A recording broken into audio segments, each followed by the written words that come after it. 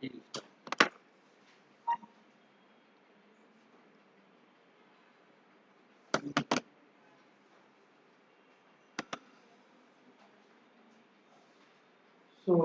yesterday we had discussed the emotional intelligence.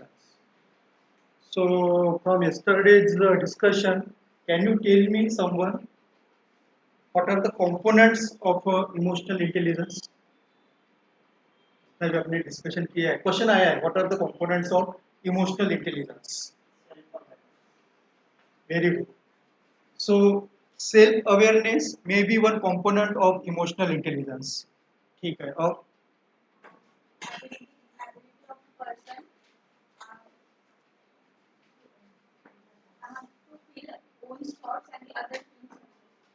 okay so we understand we call it a empathy EMPATHY we call it a empathy so social awareness in a broader way we can use the word social awareness एक तो कैसे आपने क्या बोला self awareness one component of emotional intelligence is a self awareness second component is social awareness जैसे उसने समीक्षा ने बोला है empathy तो we can use the word social awareness यानी कैसे कि मैं समीक्षा को समझ पा रहा हूँ यानी एक तो मैं कैसे कि एक कंपोनेंट है self awareness that means I am able to understand my self another component is social awareness that means I am able to understand what is the feeling of Samiksha तो सोशल अवेयरनेस सोसाइटी के बारे में मेरा awareness buildup हो रहा है so that is another component of emotional intelligence इसके अलावा सेल्फ रेगुलेशंस कि फॉर एग्जाम्पल इमोशनल इंटेलिजेंस का जो हमने डिस्कस किया था कि कहीं ना कहीं देर इज अ फियर यानी कैसे कि emotional intelligence deal with the emotions so fear is one emotion anxiety is another emotion तो यदि मैं वो इमोशंस पे कंट्रोल कर सकता हूँ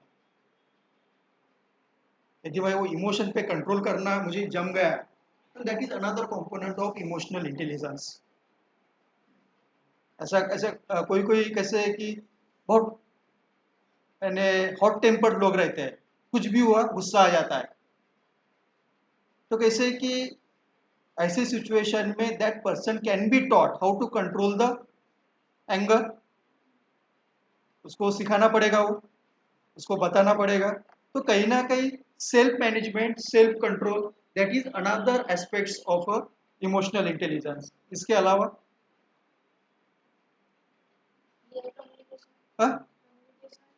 वेरी गुड तो पर्टिकुलरली इंटरपर्सनल कम्युनिकेशन में बी कॉल्ड इंटरपर्सनल कम्युनिकेशन यानी कैसे कि हम एक दूसरे के साथ क्या बात करते हैं कैसे बात करते हैं किस तरह से कन्विंस करते हैं तो इंटरपर्सनल कम्युनिकेशन और that understanding that may be another component of emotional intelligence तो इस तरह से आप चार पांच कंपोनेंट लिख सकते हो इमोशनल इंटेलिजेंस के वन इज सेल्फ अवेयरनेस खुद के बारे में पता होना खुद के बारे में हम देखेंगे सेल्फ अवेयरनेस क्या होता है बाद में देखते हैं अपन but one component of emotional intelligence is a self awareness second is social awareness we use the word empathy यानी समझ में आ रहा है कि सोसाइटी में मैं दानिश के साथ बात करता हूँ तो I can understand his problem I can understand his happiness तो that is social awareness then self control यानी कैसे है कि भाई यूपीएससी पढ़ाई तो कर रहा हूँ लेकिन हमेशा टेंशन में रहता हूँ निकलेगा क्या नहीं if you are able to control that fear तो आपकी पढ़ाई अच्छी होगी there are two words eustress and distress there are two words eustress EUTRES and distress दो वर्ड्स होते हैं नॉर्मली क्या होता है कि if there is a high fear regarding the UPSC exam तो आप कैसे डिप्रेशन में जाओगे डिस्ट्रेस पढ़ाई नहीं होगी अरे कैसा होगा मेरा इतनी कंपटीशन है सी सेट नहीं जमता हिस्ट्री के फिगर्स याद नहीं रहते तो इस तरह से क्या होगा कि आपको फियर रहेगा तो you will enters into the depression और डिस्ट्रेस। लेकिन यूस्ट्रेस क्या होता है कि आप कैसे कि आप मिडल लेवल पे रहते हो, मिडल लेवल पे रहते हो कि आपको डिप्रेशन भी नहीं आता और ज़्यादा हाइप भी नहीं होता, तो that way you are in the calm position, तो अपने आप पढ़ाई होगी।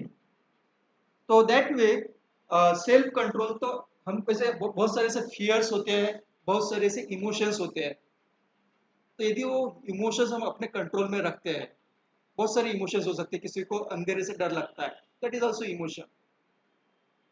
किसी को एग्जाम का डर लगता है, फियर, एंजाइटी, तो ये जो इमोशंस है यदि हम उस पर कंट्रोल करते हैं, we channelise that emotion, fear भी अच्छी बात है, it is not a bad thing.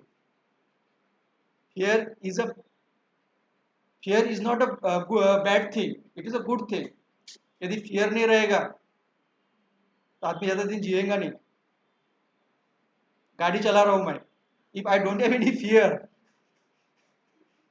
यदि मेरे में फियर नहीं है तो हर रोज एक्सीडेंट होगा। तो basically that emotions are evolve through the generations. तो ऐसा नहीं है कि, लेकिन कैसे को फियर पे भी कंट्रोल आना चाहिए। फियर पे यानी कैसे कि सब कुछ चीजें लिमिट में होनी चाहिए। If I use that fear, if I use that fear in a positive way, then I can get a success. यदि मैं वो प्रॉपरली कंट्रोल नहीं कर पाया, then there is a failureness. Yeah, so self control, and finally that interpersonal communication, interpersonal skill, that is also another component of emotional intelligence. Then what is self awareness? How will you define the self awareness?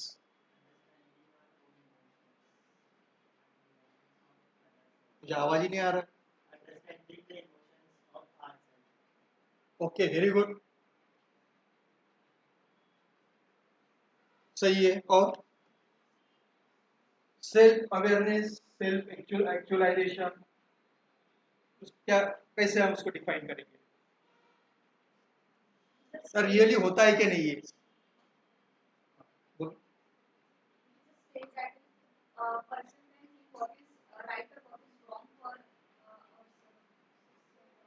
Okay, very good, बराबर है।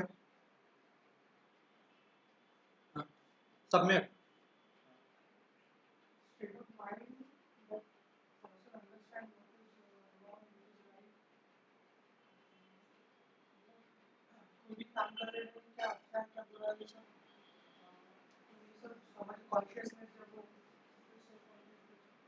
Okay, very good. खाली कशाला पाहतो? बाहेरच नाही, काही problem नाही. काय वाटतं? सेल्फ अवेअरनेस जे जे मनात येते सांग.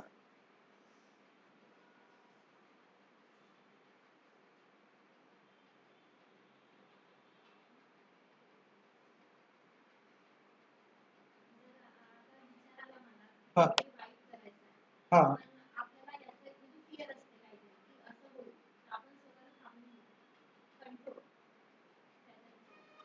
ओके, हा, ठीक आहे. हा,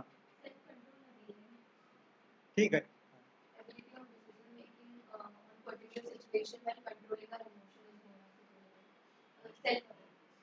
ओके, सेल्फ अवेअरनेस. इधर से लास्ट बेंच.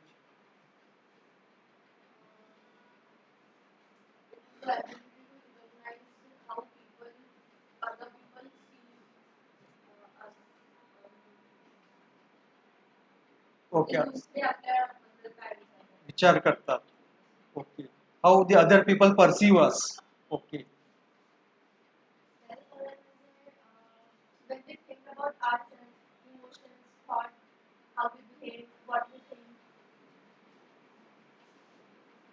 ठीक है, अच्छा है.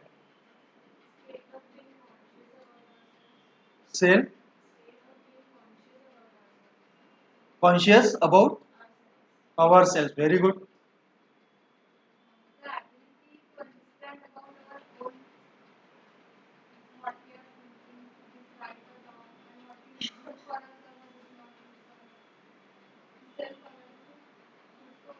तो आपने अपने लाइफ में कोई देखा है कि कोई आदमी सेल्फ अवेयर हुआ?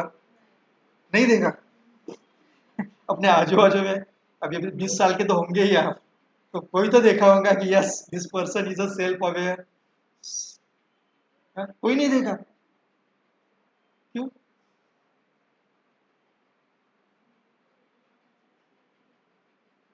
ऐसा क्यों? अभी तो इतने लोग मिले आपको बचपन से, कोई ना कोई तो होगा। ठीक है। हाँ, सब मेरे को बताया। हाँ हाँ। कहाँ पे मिले थे? ताड़ोबा के जंगल में। हाँ हाँ हाँ हाँ।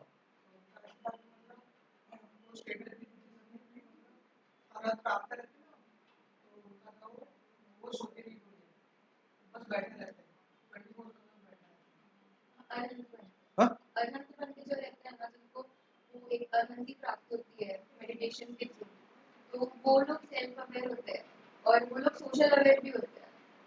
तो आपने देखे हैं चलो? देखने सुना है मैंने, भैया रहते हैं समय में। तूने देखा है? हाँ? अरे वाह, सही। तो तू भी विपश्यना और करता है क्या?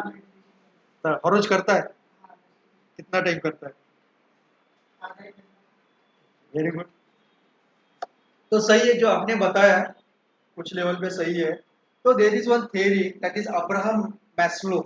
Maslow was again this theory you will find in management.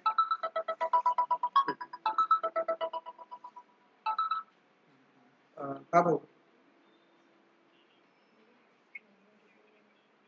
हाँ हाँ हाँ। तो ठीक है ठीक है। ठीक ठीक है ठीक है। हाँ हाँ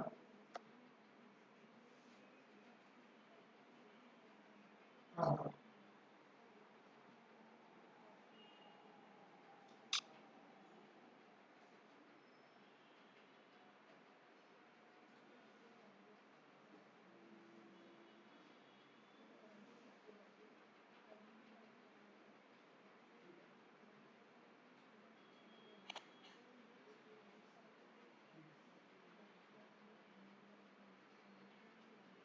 हाँ हाँ, ये आपकी सुंदर सोच है। करते हैं, अपन बोलते हैं।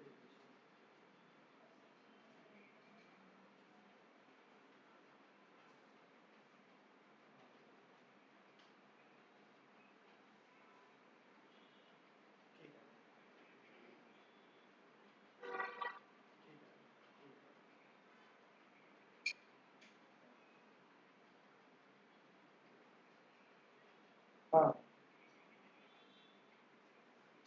ठीक है ठीक है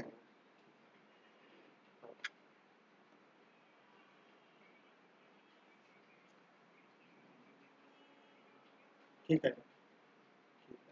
हाँ हाँ, करता है। तसंच करतात बँक वाले नॉर्मली। ठीक।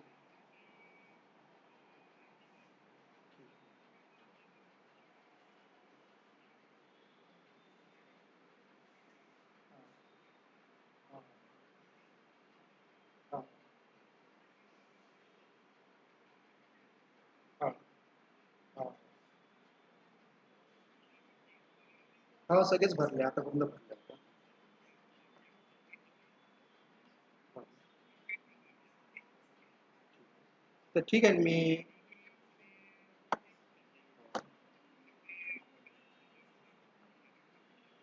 ठीक. तर उद्या उद्या भेटू ना, मी करतो 11 वाजता फोन.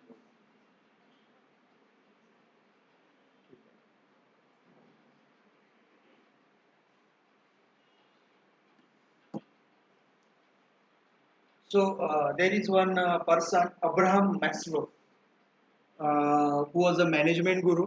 Also, किसी का पब्लिक एडमिनिस्ट्रेशन है? पब्लिक एडमिनिस्ट्रेशन, पब्लिक एडमिनिस्ट्रेशन कौन लेने वाला है यहाँ पे? कोई नहीं, इतना अनपॉपुलर सब्जेक्ट है। कोई नहीं है क्या? ओके, तो सबका सब तो ज्योग्राफी है क्या मैक्सिमम लोगों का? हाँ, हिस्ट्री है मैक्सिमम लोगों का। हिस्ट्री है, very good.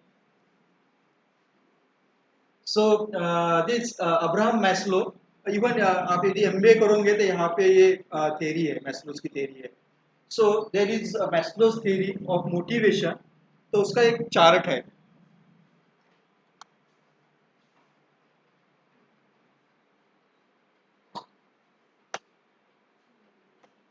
So this is the chart of Maslow's theory, शायद आपने देखा होगा।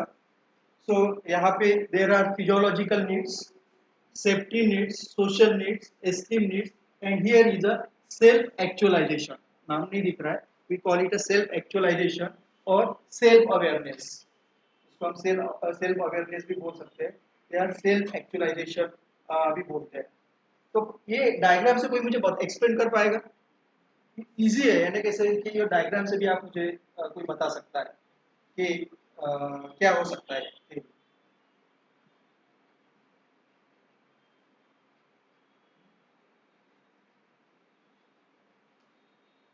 हाँ म्हणजे हे डेली लाईफ बेसिसवर आहे. हाँ हाँ, सायकोलॉजिकल नीड्समध्ये फूड आणि सायकोलॉजिकल नाही, फिजियोलॉजिकल आहे. हां, फिजियोलॉजिकल नीड्समध्ये फूड आणि क्लॉथ्ससाठी आणि सेफ्टी नीड्स सेफ्टी अँड सिक्युरिटीमध्ये जॉब येते. व्हेरी एक्स्ट्रीम गुड, नीडमध्ये काही आपली इच्छा म्हणजे एक्स्ट्रीम नीड असं काहीतरी आहे. आणि हे जे सेल्फ ॲक्च्युअलायझेशनमध्ये self awareness, self control. Very good, अजून एक आहे sir love and belonging needs म्हणजे फ्रेंडशिप. व्हेरी गुड, सही है। और कोई बताएगा? बराबर बताया उसने। फिजियोलॉजिकल नीड्स जो आपकी कैसे कि अन्न वस्त्र निवारा, फूड, शेल्टर, तो these are the basic needs of any human. कि मुझे खाना चाहिए, कपड़े चाहिए, फूड चाहिए, शेल्टर चाहिए, these are the basic needs of a humans. अन्न वस्त्र निवारा, these are the basic needs of a humans. Once these needs are fulfilled, once these needs are fulfilled, then our other needs arise. वो क्या बोलता है कि Abraham Maslow से once these needs are fulfilled, कि आपकी ये needs fulfill होने के बाद आपकी दूसरी जरूरतें इमर्ज होती है। सेफ्टी नीड्स, देखो फॉर एग्जांपल कि हेल्थ इंश्योरेंस, जो गरीब आदमी है वो हेल्थ इंश्योरेंस नहीं निकालता, हेल्थ इंश्योरेंस नहीं निकालेगा, क्योंकि कैसे कि उसकी बेसिक नीड्स एक फुलफिल नहीं हो रही है, is not having the money to purchase the health insurance, क्योंकि कैसे कि उसकी जो बेसिक नीड्स है उसके लिए उसके पास ज्यादा पैसे नहीं है। लेकिन फॉर एग्जाम्पल मैं हेल्थ इंश्योरेंस पॉलिसी निकाल रहा हूँ, क्यों? I have fulfilled my physiological needs, वो होने के बाद भी मेरे पास पैसे है, वो होने के बाद भी मेरे पास पैसे, so I am using the health insurance policy. Safety needs, मैं टर्म पॉलिसी निकाल रहा हूँ। What is term policy? Term policy क्या होती है? इंश्योरेंस की टर्म इंश्योरेंस पॉलिसी,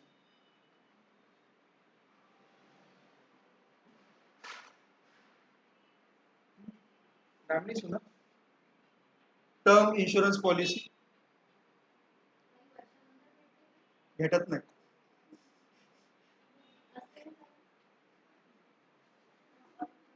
हाँ हाँ बोलो।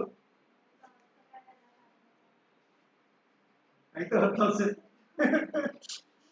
जैसे फॉर एग्जांपल मैंने टर्म इंश्योरेंस पॉलिसी निकाली, फॉर एग्जांपल 1 करोड़ की, 1 करोड़ की मैंने आज टर्म इंश्योरेंस पॉलिसी निकाली है, और that covers my age of 70। आज मैं 50 साल का हूँ, 20 साल के बाद 70 साल का होऊंगा, ठीक है? और मेरा प्रीमियम आ रहा है हर साल 50,000 रुपये फॉर एग्जाम्पल। तो 20 साल में मैं कितने पैसे दूंगा? 20 साल में 50,000 को 50,000 के हिसाब से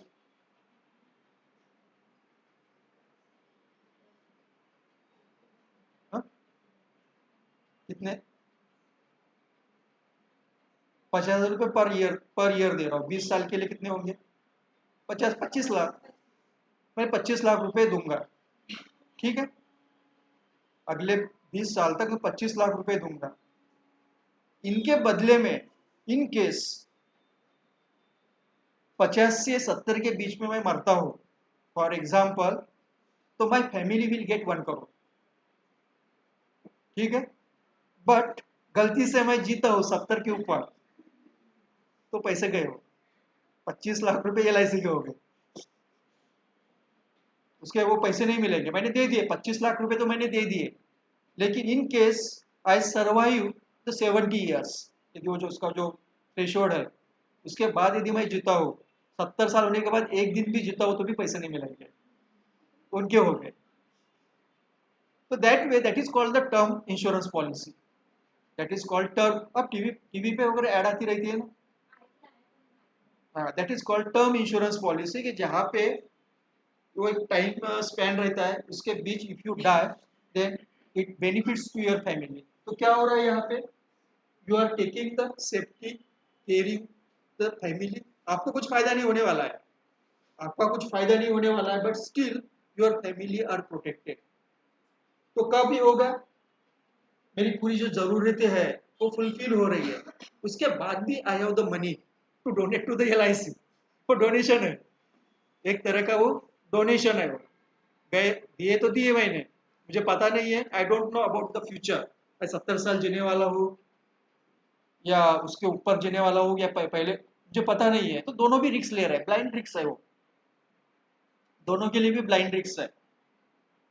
यदि मैं जीता हूँ 70 के, यदि 70 के पहले मरता हूँ तो मुझे 75 लाख का फायदा है, या आज मैंने निकाली दूसरे दिन में मर गया, तो LIC को 1 करोड़ का फटका।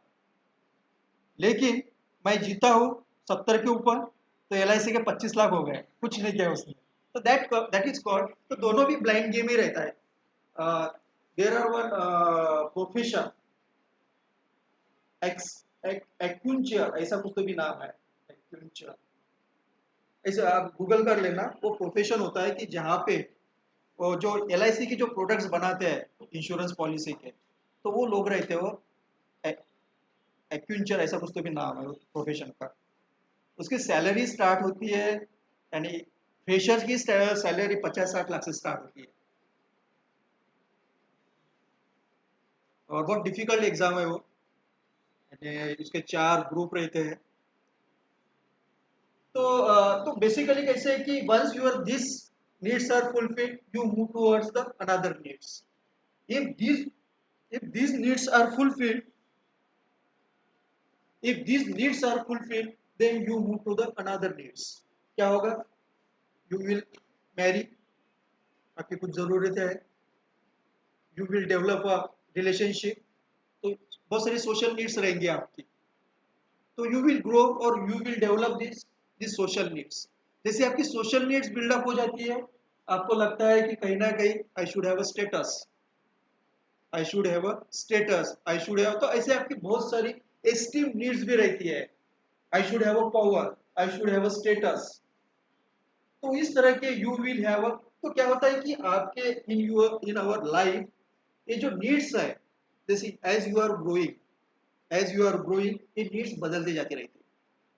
एट द एज ऑफ 20 आपकी नीड्स अलग रहेंगी, at the age of 30 you will have a different needs, at the age of 40 you will have a different needs. तो जैसे से क्या होता है कि धीरे धीरे आपकी नीड्स बदलती जाती है, फाइनली एक स्टेज आती है in your life where you get some self actualization or self awareness, you get self awareness or self actualization। तो अब्राहम मैस्लो क्या बोलता है कि उसने एक नंबर बताया कि this self aware people they are only 1%, they are only 1%। 100 लोग आप ढूंढोगे तो आपको शायद एक आदमी मिल जाएगा कि that may be called self actualisation और सेल्फ अवेयरनेस। अब देर इज ऑलवेज प्रॉब्लम कि हाउ टू फाइंड, और किसको हम सेल्फ एक्चुअलाइजेशन पर्सन बोलेंगे या सेल्फ अवेयर पर्सन बोलेंगे।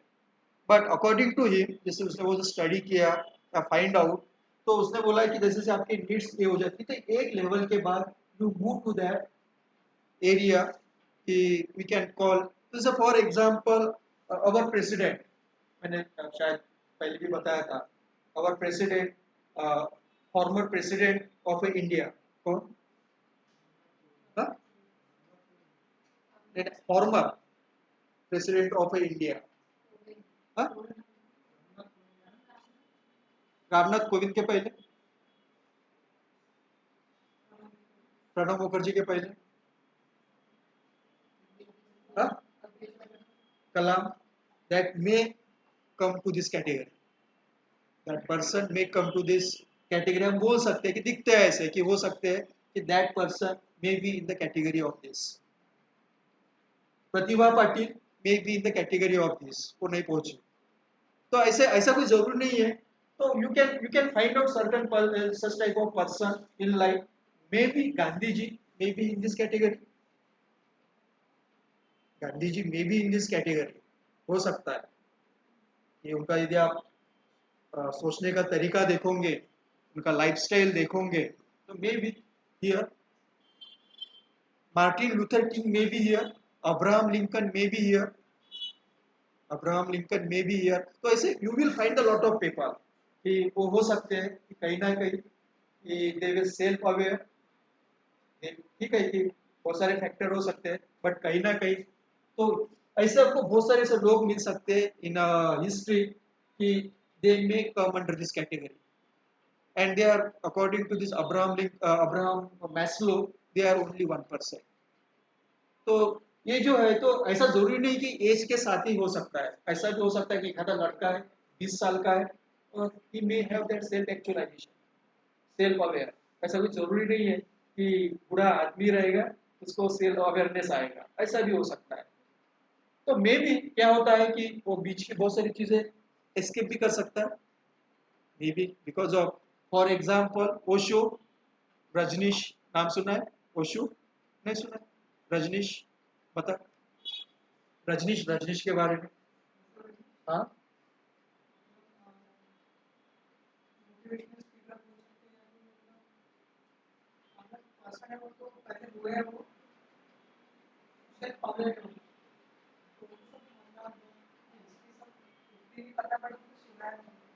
तो अभी थोड़ा इसके यूट्यूब पे वीडियोस वगैरह देख लेना, दो चार, बहुत अच्छी तरह से बात करता है, यानी बहुत अच्छी चीजें लगती है वो, नाम सुना ही नहीं आपने रजनीश का, देखो अभी घर जाने के बाद, रजनीश ओशो, रजनीश, वो सिर्फ कबीर बुद्ध के बारे में बात करते हो, बहुत अच्छी तरह से, हाँ,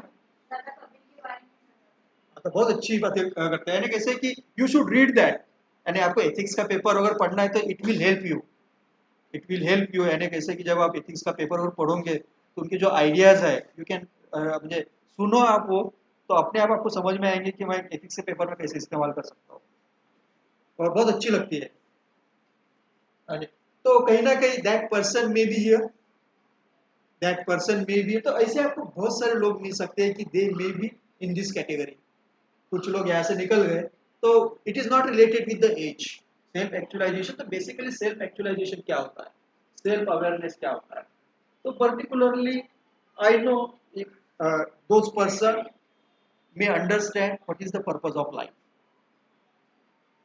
ये सेल्फ अवेयर का मतलब है क्या है, I understand what is the purpose of my life, मेरे लाइफ का पर्पस क्या है, कि जो एक बार वो पर्पस पता चलता है तो अपने आप कैसे है कि I will use my full potential to achieve that, बराबर है, यदि मुझे मुझे लाइफ का पर्पस पता चलता है कि कुछ ना कुछ पर्पस है, मैं आया हूँ ये दुनिया में, तो I understand certain purpose in my life, if that purpose मुझे वो लगता है कि नहीं ये मुझे ये अचीव करना है, कि वो पर्पस के कारण कैसे कि सोसाइटी का भला हो रहा है, एनवायरमेंट का भला हो रहा है, उसके बहुत सारे लोगों को उसका फायदा हो रहा है, ठीक हो, आईएएस बन रहे हो, it is not that much big goal in life, वो बहुत बड़ा गोल नहीं है, लेकिन उसके ऊपर यानी कैसे कि ऐसे बहुत सारे ऐसे ये हो सकते हैं कि जहाँ पे आप काम करके you have a positive impact on the society, you have a positive impact on a society, तो आप आईएएस बन के भी वो कर सकते हो। तो कैसे कि particularly you want to become IAS, तो आज के टाइम पे हो सकता है कि you want to become IAS only for this.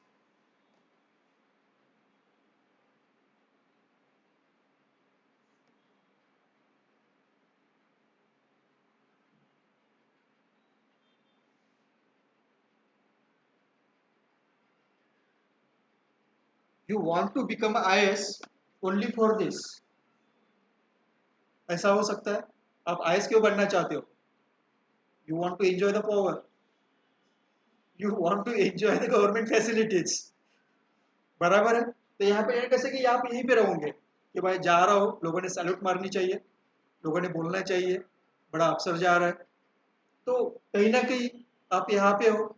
लेकिन आपको समझ में आता है कि why do I want to become IAS, कि I want to have a positive impact on the society through my work, क्योंकि आपके पास वो रिसोर्सेस रहते हैं as a IAS officer. You will have a lot of resources, आपके पास वो पावर्स रहेंगे, रिसोर्सेस रहेंगे, तो आप कैसे कि पॉजिटिवली इम्पैक्ट कर सकते हो सोसाइटी को। यदि आप वहां से निकल गए पावर से, then you as a IAS you also become a self actualized person. और ऐसे बहुत सारे लोग देखेंगे आप सिविल सर्विस में। एक कोई तो भी लेडी थी, उसका नाम मैं भूल गया, आईएएस थी वो, and she had left the job. यानी इतना वो आसान नहीं होता, आईएएस का जॉब छोड़ना इतना आसान नहीं होता, because you get a lot of benefits. उसके जो ए है, उसने जॉब छोड़ दिया। She went to Rajasthan and work for the tribal people of Rajasthan. ये उसने तो सब कुछ छोड़ दिया, जो स्टेटस, पावर, ग्लैमर, सब कुछ छोड़ दिया उसने। कहाँ गई वो? राजस्थान के गांव में गई। She got the Magsaysay award also. अब गूगल कर लोगे तो नाम भी आ जाएगा कि मैक्सेसे अवार्ड। तो that way she was everything, but she had given up all this things and inter. तो कहीं ना कहीं तो उसने लाइफ का पर्पस मिल गया उसको। She was trying to find out the purpose in life. तो जो रियलाइज हुआ कि यहाँ पे मैं काम करके वो पर्पस सॉल्व नहीं हो रहा है। So she had given all this facilities and सब सब कुछ जो चीजें हैं जो लोग छोड़ नहीं पाते, जो लोग छोड़ नहीं पाते, यानी रिटायरमेंट के बाद बहुत तकलीफ होती है आईएएस लोगों को, आईएएस आईपीएस लोगों को, क्योंकि उनको आदत पड़ जाती है वो चीज़ों की। और एक बार आप कुर्सी से उतर गए, कोई नहीं पूछता। That is the reality, that is the reality. यानी आप आज कलेक्टर हो नागपुर के, सब लोग सुनेंगे। दूसरे दिन पता चलता है कलेक्टर के ट्रांसफर हो गई, कोई यानी कोई नहीं करता काम। That is the fact, that is the fact. तो वो सिर्फ वैल्यू आपकी नहीं है, वैल्यू चेयर की है। If you understand that, if you understand that, then you understand this self actualization or self awareness. तो बेसिकली सेल्फ अवेयरनेस क्या है? I try to find out the purpose of my life, मुझे क्या करना है life में। यदि मुझे वो पर्पस मिल जाता है, then I use my full potential to achieve that. और जब मैं वो काम करता हूँ, तो for me that beauty is a pleasure. For me that beauty, जो भी मैं काम कर रहा हूँ अचीव करने के लिए, that beauty is pleasure for मी। आज देखो आईएएस भी बन गए आप, अरे यार सोमवार है आज, काम पे जाना पड़ेगा, तो you are not enjoying the work. If you are not enjoying your work, तो इट इज अ प्रॉब्लमेटिक। यानी मैंने आपको शायद बताया होगा, सबसे ज्यादा हार्ट अटैक सोमवार को आते हैं। दैट इज द, यानी आप कभी पढ़ लेना, पता नहीं गूगल पे है क्या नहीं, लेकिन जो रिसर्च हुआ है, सबसे ज्यादा हार्ट अटैक सोमवार को आते हैं। What is the reason? सोमवार को स्ट्रेस,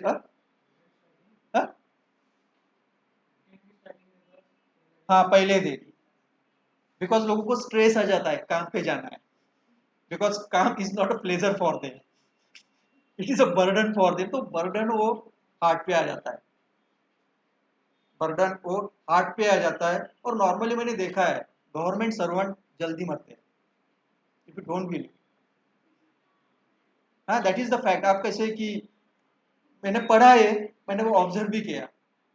एक बार ऐसे ही मैं मेरी हेल्थ पॉलिसी के लिए मैं बैंक में गया था, बैंक ऑफ महाराष्ट्र में। तो मैं वो लेडी थी, नहीं जेंट्स ही था, तो मैनेजर था, बहुत काम कर रहा था वो। हमेशा वो बैंक में बहुत भीड़ रहती है, सब पेंशन के अकाउंट है वहाँ पे बैंक ऑफ महाराष्ट्र में। तो मैं गया था, तो मेरे को हेल्थ पॉलिसी का रिन्यू करना था। ऐसे ही उसने मुझे पूछा क्या करते, तो मैंने बोला ऐसा यूपीएससी वगैरह पढ़ाता हूँ वगैरह। तो थोड़ा इंटरेस्ट आ गया उस पर, बैठे होते चाय ले वो लेते। तो पता लगा यार बहुत ओवरलोडेड जॉब है बोले। और उसने एक बताई मुझे कि बोले बैंक के मैक्सिमम लोग बोले रिटायर होने के बाद 2 या 3 साल के अंदर मरते हैं, नॉर्मल है। तो reason is simple, there is overburden, और वो काम इंटरेस्टिंग नहीं रहता। जो बैंक का काम है, it is a typical clerical काम, एंट्री करते रहो, ये करते रहो, ऐसा कुछ वहाँ पे दिमाग का काम नहीं है। तो वो ओवरबर्डन हो जाता है, you are not enjoying your work. और दिस, तो एंजॉय नहीं कर रहे हो, क्यों कर रहे हो? सिर्फ पैसे चाहिए इसलिए, या उसमें वो आपको एंजॉयमेंट नहीं है, और तो आपका दिमाग नहीं लगता वहाँ। तो बॉडी आपकी काम कर रही है, but there is not a proper coordination between your body and mind. वो स्ट्रेस हमेशा बिल्डअप होते रहता है, और then there are the lot of problems, heart के प्रॉब्लम्स, वीक हो जाता है। या तो दैट वे, तो बेसिकली सेल्फ एक्चुअलाइजेशन जो हम बोलते हैं self aware, that means we understand the purpose of life. We understand the purpose of life. वो पर्पज छोटा भी हो सकता है, बड़ा भी हो सकता है। For a mother, she is also having the purpose in life. That mother is having the purpose in life कि वो, या मुझे बच्चा है, इसको बड़ा करना है, उसको अच्छे पढ़ाई करना है, उसको सिखाना है, अच्छी बातें बतानी है। तो that is may be the purpose. ऐसा नहीं हो सकता कि मुझे वो फ्रीडम ही लेना है, दैट इज द बिग, तो वही पर्पज नहीं होता, हर एक का एक पर्पज हो सकता है। If you find that purpose in your life, वो छोटा हो सकता है, बड़ा हो सकता है। If you find that purpose, और वो पर्पज के लिए आप काम कर रहे हो, then for that, that work becomes pleasurable for you, you enjoy that work, you enjoy that work, तो ऑटोमेटिकली क्या होगा, you use your full potential and you achieve that self actualization। तो सिंपल वे से हम बोल सकते हैं कि ये जो है, ये बहुत कम लोगों को नसीब में होता है, या दे अवेयर कि जैसे मैंने आपको बोला है कि हमारे फॉर्मर प्रेसिडेंट, जैसे 5 साल हो गए, बाहर निकल गए, he did not have any attachment with that luggage या फिजिकल थिंग्स, निकल गए वहां से। He was for his, for him. यानी उनकी डेथ कैसे पता है आपको? हाँ, बताओ। He was delivering the speech to some college, तो वहां पे उनकी डेथ हो गई, बहुत अच्छी मौत आ गई। तो दैट वे, इसको हम बोलते हैं सेल्फ एक्चुअलाइजेशन या सेल्फ अवेयरनेस। तो सेल्फ अवेयर का सिंपल मीनिंग है कि I understand the purpose of my life. तो you also find out the purpose in your life. लेकिन आप यहाँ से निकल के यहाँ पे जाओगे, नहीं मुझे पावर के लिए नहीं चाहिए, but I will use that power to have a positive impact on the society. क्योंकि मेरी इच्छा है, लेकिन मैं नहीं कर सकता हूँ काम, क्योंकि मेरे पास वो रिसोर्सेस नहीं है। बट यदि कोई कलेक्टर बन रहा है, तो उसके पास वो रिसोर्सेस रहेंगे। he can he has the power, he has the resources, he can change the policy and have a positive impact in the society। तो उस तरह से आप उसको देख सकते हो कि कहीं ना कहीं instead of keeping your mind here, तो आप अपने आप कैसे कि आपके लिए सिविल सर्विस भी इजी हो जाएंगे। कल एक लड़का है, ऋषिकेश चांबट करके, अभी इंटरव्यू उसका, कल उसका फोन आया था। उसका इंटरव्यू है 29 फरवरी को, 29 फरवरी को उसका इंटरव्यू है। तो दिल्ली में है वो। तो पूछ रहा था मुझे कि मैं अभी पढ़ रहा हूँ बोले करंट का वगैरह, तो मैं कैसे करूँ? तो मैंने उसको यही बोला कि already you have crack the mains, that means you know everything. तो अभी वो कैसे कि they will try to test your personality. तो बेसिकली सिंपल लैंग्वेज में बताने का है कि they will try to check your self awareness. वो आपका वो, तो ठीक है, they will ask about the NREGA, they will ask about you narega, they will ask about Israel Hamas conflict। वो पूछेंगे, वो they will ask about the budget, या वो बहुत सारी चीजें हैं कि they will ask about the Dalit movement, but through this movement they will try to understand your self awareness, simple language. मैंने उसको यही बोला कि जब भी तू आंसर को, जब भी अभी पढ़ रहा है, अगले एक महीना तेरे पास है, तो तू ये क्वेश्चंस, जो भी इश्यूज है, try to understand in ethical way, try to understand in moral way, try to understand in environmental way. तो ये सेल्फ एक्चुअलाइजेशन है। यदि उनको समझ में आ गया, तो एक महीना प्रैक्टिस कर, उस तरह से ही कर बोला, कहीं ना कहीं तुझे वहां पे बताने की जरूरत नहीं, अपने अपने एक महीना अपने माइंड को उस तरह से ट्रेन किया है, that will be reproduce in the interview for 30 minutes. यदि उनको वो आ जाता है सेंस कि नहीं, this person has a good quality and he can deliver the good services, public services बोलेंगे, तो वो कैसे होगा। लेकिन उनको समझ में है ये यहाँ पे पावर के लिए आया, if that person is trying to enter into the civil service for power, money, status, तो शायद उतने वो मार्क्स नहीं देंगे। तो दैट वे सेल्फ एक्चुअलाइजेशन, तो समझ में है सेल्फ एक्चुअलाइजेशन।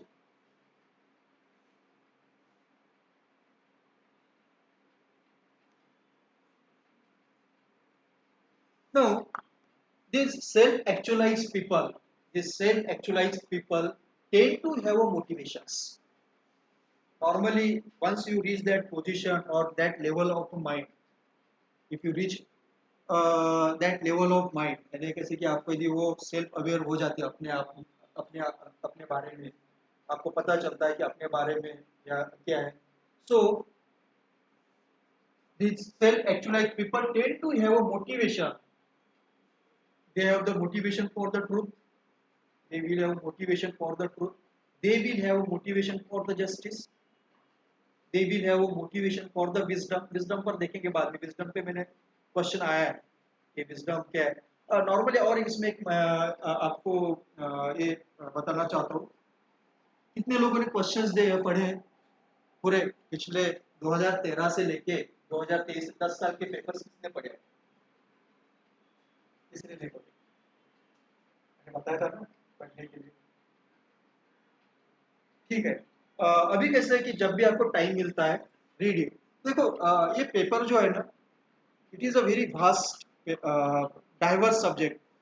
देखो क्वेश्चन पूछा है कि how the how the that philosophy of Buddhism is relevant in today's life, ऐसा क्वेश्चन पूछा उन्होंने। ये मैंने हिस्ट्री में, जीएस में भी देखा है क्वेश्चन, और एथिक्स के पेपर में भी पूछा है। अब ये बुद्धिज्म की फिलोसॉफी है, तो हर एक का आंसर अलग अलग रहेगा, वो किसी का आंसर सेम नहीं रहेगा। कि there are different principles of Buddhism, किसी को लगेगा कि this principle is more important in today's life, किसी को लगेगा कि ये principle it is more important in today's life, किसी को लगेगा और तीसरा कोई, तो भी देर आर, तो ये आंसर अलग अलग रहेंगे। तो मेरा बताने का था कि अभी कैसे करो कि आप जैसे अभी क्लास तो हो रहे हैं हमारे, एक बार आप सबसे सब क्वेश्चंस एक बार, दो बार, तीन बार पढ़ो। बहुत जगह क्या हुआ कि they have already given the definitions of different terms, UPSC के क्या है, विजडम यानी क्या, क्वेश्चन से ही आपको पता चलता है कि yes this can be the definition of wisdom according to UPSC, क्योंकि उन्होंने विजडम एक्सप्लेन किया है और उसने बोला है कि आपको क्या लगता है, तो आपको समझ में आता है कि यस। तो आपको किताब में तो मिल ही रही, लेकिन यूपीएससी के तरफ से भी आपको बहुत सारे डेफिनेशन, पिछले 10 साल के आप पेपर्स देखोगे, तो यूपीएससी ने बहुत सारी चीजों एक्सप्लेन करके दी है क्वेश्चन में। तो आपको दिखता है विजडम पे क्वेश्चन है, आपके विजडम क्या है, यहाँ पे वहां पे डेफिनेशन लिख दो विजडम यानी क्या होता है। तो इस तरह से भी आपको बहुत सारी चीजें पेपर से मिलेगी, जो टर्म्स है you will get from the question paper. यानी मैंने देखा 2013 का पेपर जो सिलेबस चेंज हुआ ना, तो उन्होंने एक सैंपल पेपर भेजा था यूपीएससी पे कि ऐसा सा पेपर रहेगा, तो उसमें जो टर्म्स थी ना, उन्होंने ऐसे से हम टर्म पूछे, वही थे उन्होंने जीएस के पेपर में पूछे 2013 में, वही सेम। एंड जो सैंपल पेपर दिया था उन्होंने कहा इस टाइप का रहेगा पेपर, क्योंकि पता नहीं था किसी को, तो UPSC had given one sample paper before the exam. और जो उन्होंने 4-5 जो टर्म्स दी थी कि ऐसे ऐसे टर्म्स रहेंगे एथिक्स के पेपर में, same was repeated in the paper. तो आपको ऐसे बहुत सारे विजडम है, जस्टिस है, उसके उन्होंने डेफिनेशंस दी है क्वेश्चंस में। 10 साल के पेपर्स देखोगे, वही वही डेफिनेशन आप यहाँ पे लिखो। ठीक है, आप डिस्कस करेंगे बाद में। So this self actualized people tend to have a motivation, tend to have a motivations such as truth, they are aware about the truth। यानी कैसे कि हमें बहुत बार ट्रूथ पता रहता है, सच्चाई पता रहती है, लेकिन क्या होता है, हम मुंह मोड़ लेते हैं वहां से, देखना पसंद नहीं करते, सुनना पसंद नहीं करते। बराबर है, होता है ऐसे, या ऐसा बोलते हैं ना, सच कड़वा होता है, ऐसा बोलते हैं। तो ऐसा नहीं कि मुझे पता है कि ये गलत हो रही है, लेकिन मैं उसके खिलाफ आवाज नहीं उठाऊंगा। Gandhi ji, Gandhiji realized that, so he had raised the voice against the injustice। भैया आपका राज नहीं चाहिए हमको, तो he understood the truth। उसके पहले भी, गांधी जी के पहले भी बहुत सारे लोग आए थे, but they had not talk about it, but Gandhi ji ने बोला कि ऐसा है, ये है तो truth। so these people are more aware about the truth, कि भैया हमको रियलाइज हो जाता है, they talk about the justice। इसलिए मैंने आपको बोला Abraham Lincoln, he understood that there was an injustice to the black people। Abraham Lincoln का नाम सुना है? अब्राहम लिंकन, एक बहुत इतनी बड़ी किताब आई थी अब्राहम लिंकन की, 7 ऐसा कुछ तो भी है, कुछ तो भी नाम है किताब का। तो बहुत रिसर्च हुई वर्क है। तो उसकी कुछ कैटेगरी, उसकी कैपेबिलिटीज बताई गई थी अब्राहम लिंकन की। अब्राहम लिंकन की एक बहुत अच्छी कैपेबिलिटी थी, यानी कैरेक्टर था कि when he became the president of America, तो अमेरिकन सिस्टम आपको पता है, अमेरिकन सिस्टम, प्रेसिडेंशियल सिस्टम, वहां पे कैसे कि president is having the power to appoint is a subordinates. वो पॉलिटिशियन नहीं रहते, they are not a politician. कि मुझे लगता है कि she is very good in the political science, तो I will hire her as a foreign affair minister. किसी का इकोनॉमिक्स अच्छा है तो मैं उसको फाइनेंस मिनिस्टर, इस तरह से वो रहता है। तो तो कैसे कि they try to find the best talent, they try to find the best talent। India में वो प्रॉब्लम है, that is one drawbacks of our that executive system, कि वहाँ पे कैसे कि चुने हुए लोग ही लेने पड़ते हैं, तो अल्टरनेटिव नहीं रहता प्राइम मिनिस्टर को।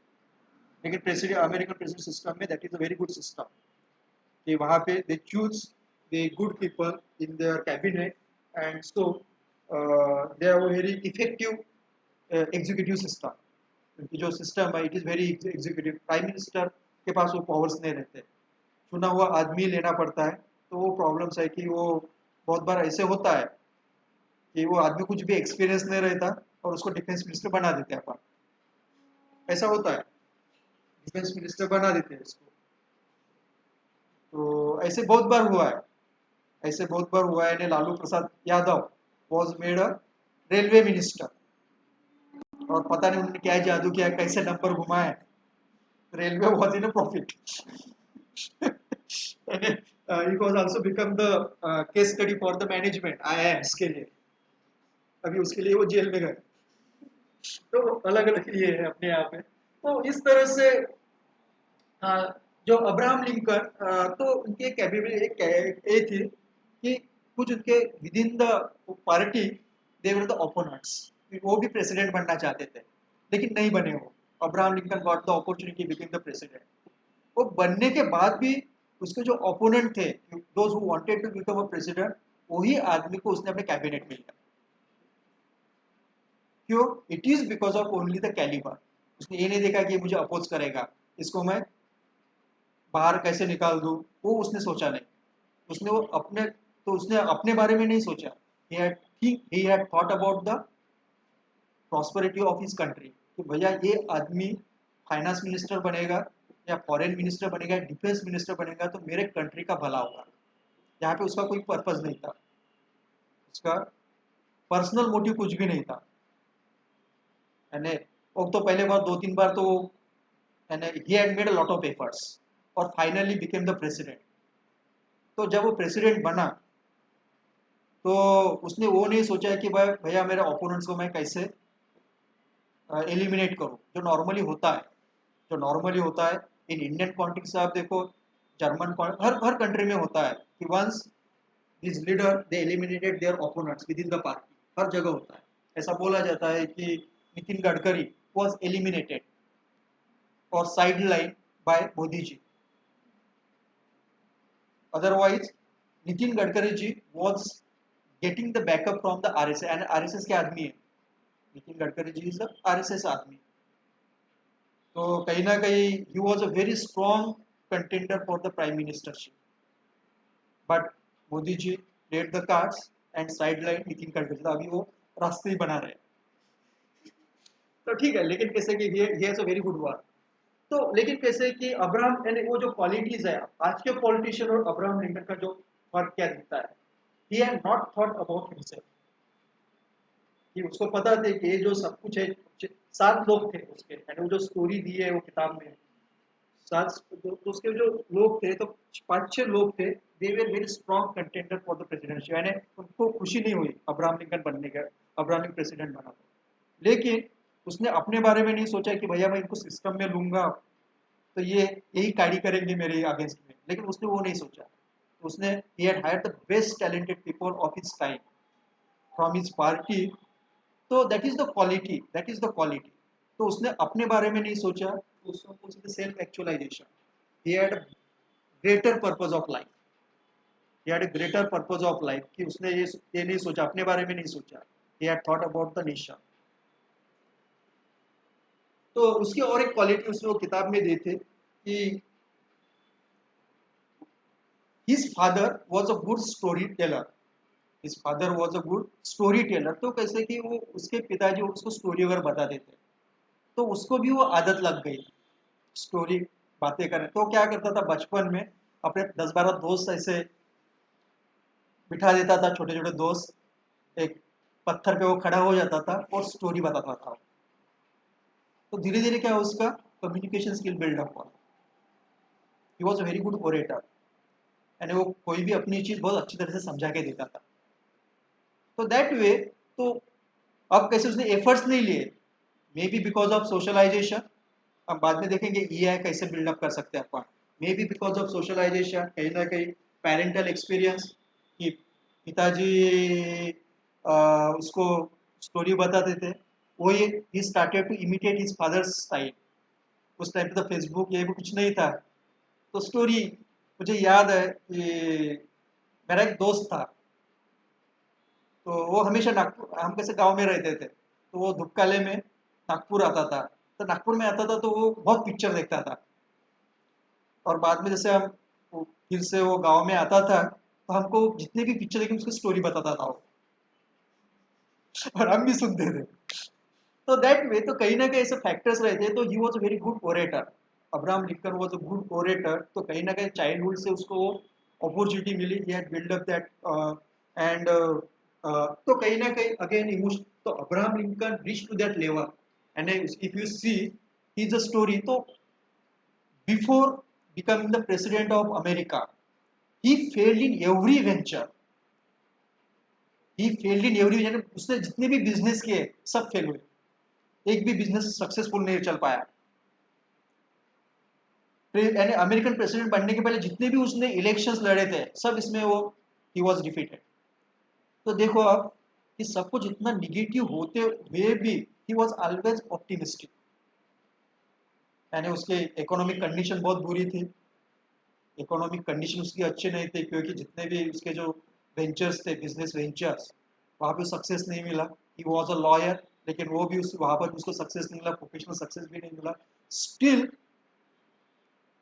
he achieved what he wanted to become an American president, इसलिए to change the society, to have a bigger impact on the society। और उसने क्या किया finally, he had abolished the slavery in America।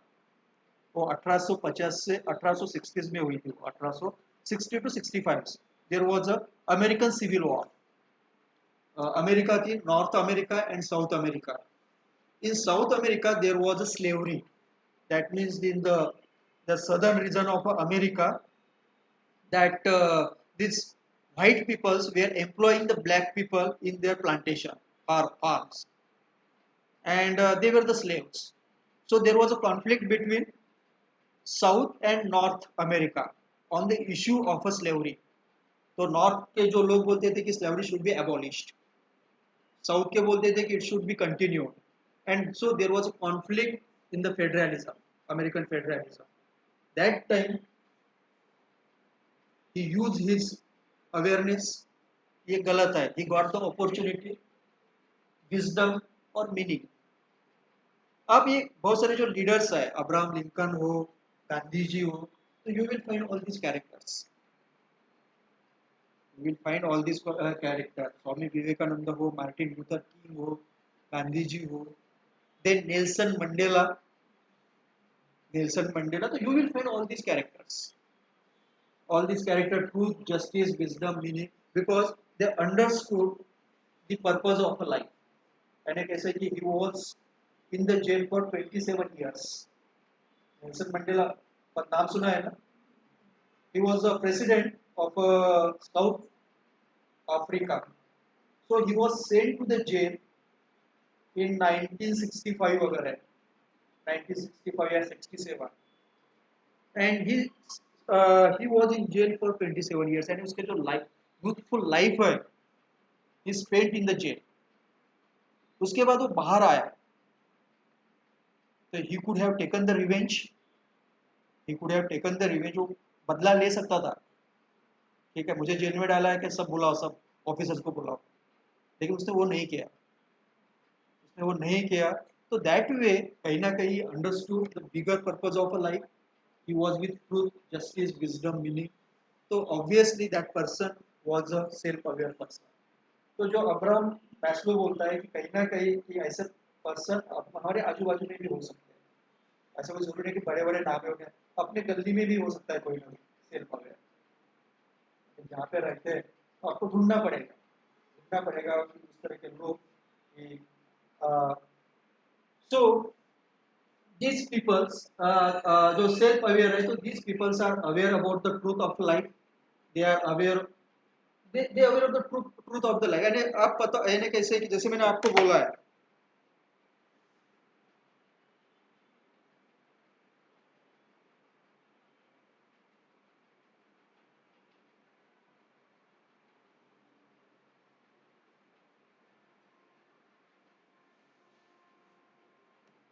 Self esteem power जिंदगी भर रहने वाला नहीं है.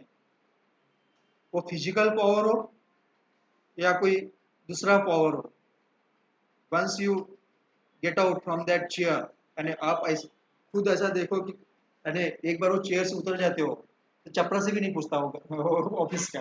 That is the reality, that is the reality. अभी बहुत प्रॉब्लम्स है ब्यूरोक्रेसी में, आपको लगता है, लेकिन बहुत प्रॉब्लम्स है ब्यूरोक्रेसी में. कि जिस तरह की पहले जो ब्यूरोक्रेसी थी ड्यूरिंग द ब्रिटिश पीरियड, तो that bureaucracy that lost that shine or that glamour. तो कहीं ना कहीं ये लोगों को, if you understand that, if you understand the truth behind this, तो obviously क्या होगा, you will work for that. कि आपको पता चलेगा कि ये जिंदगी भर चलने वाली चीजें नहीं है. ये जो चीजें है, कि पावर हो सकता है या जो भी चीजें है, कि हो सकता है एस्टी, मनी, ठीक है, एक एक इसके लिए पैसा चाहिए. आपने अजीज प्रेमजी का नाम सुना है? अजीज प्रेमजी, तो that person and that foundation, Azim Premji foundation, लगभग is the that foundation is the biggest donor. यानी कैसे कि they are spending money on education and other development. तो कैसे कि that person may got that purpose of a life. हम बोल सकते हैं अपन कि मैंने उनके बारे में पढ़ा था. तो कैसे कि यदि वो हर साल, यानी लगभग कैसे कि हर साल वो 20 से 25,000 करोड़ डोनेट करते हैं. 20,000 करोड़ तो डोनेट करते होंगे हर साल. वो कितने साल से कर रहे हैं? तो उन्होंने कैसे एक फंड सेटअप किया, वहाँ पे जो इंटरेस्ट मिलता है, that interest is paid every year.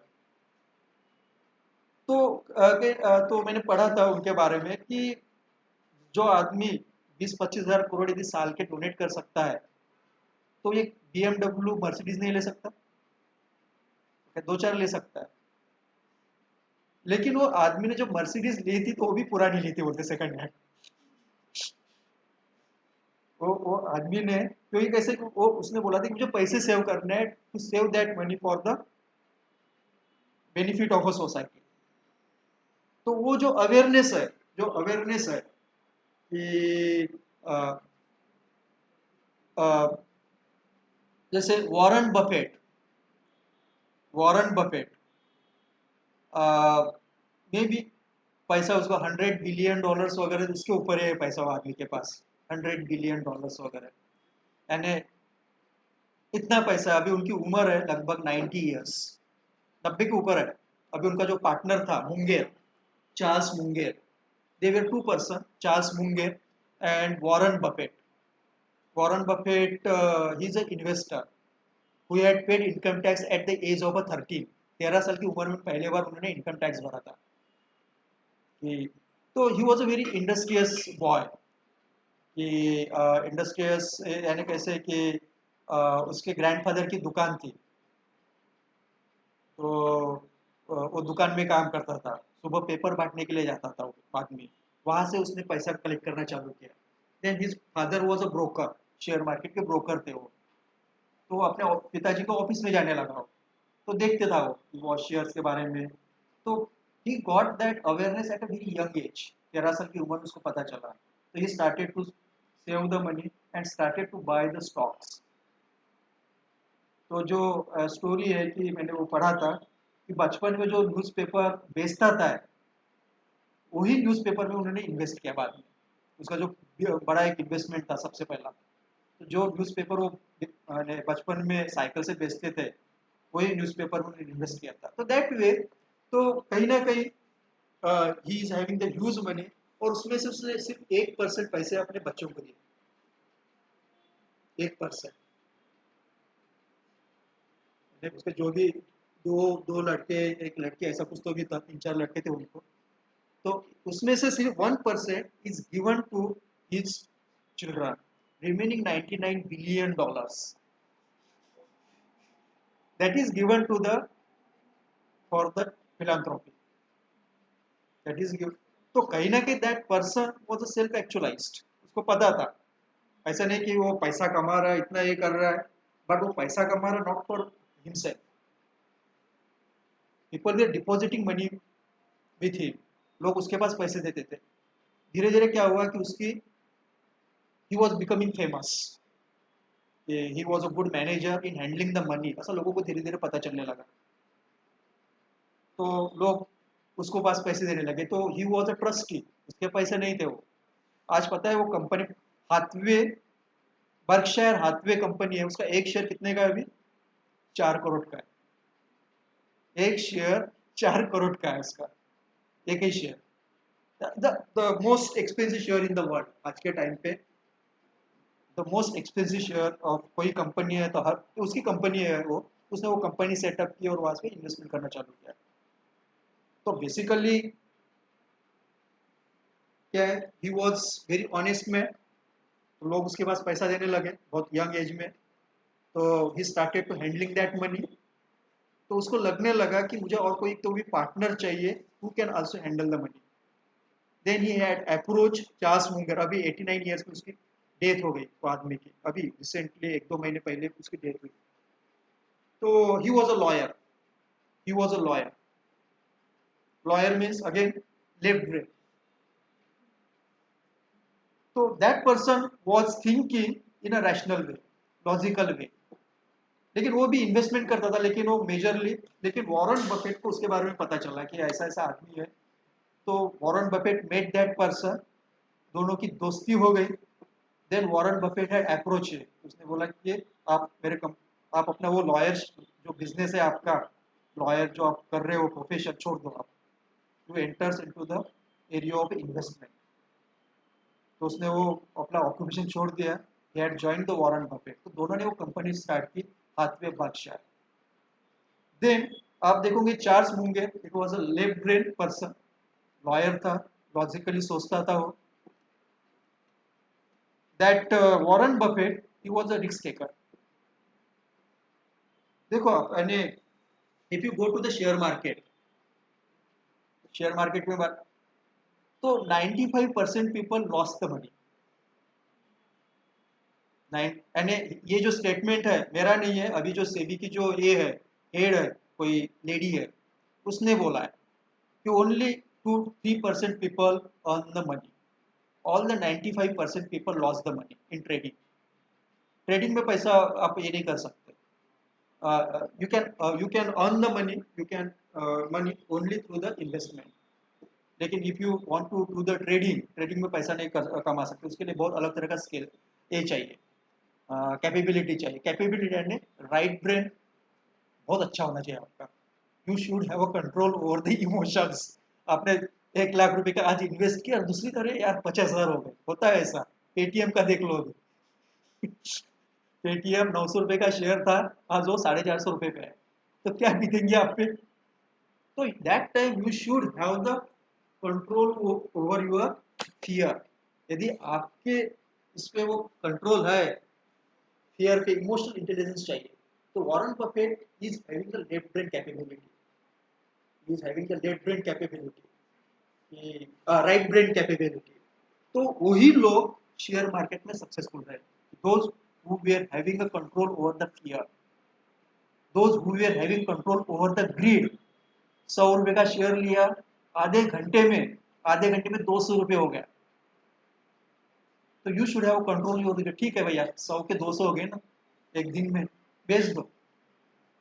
But if you are not able to control the greed, 100 रुपए का शेयर और 200 रुपए का और 50 रुपए पे आ गया, ऐसा भी होता है।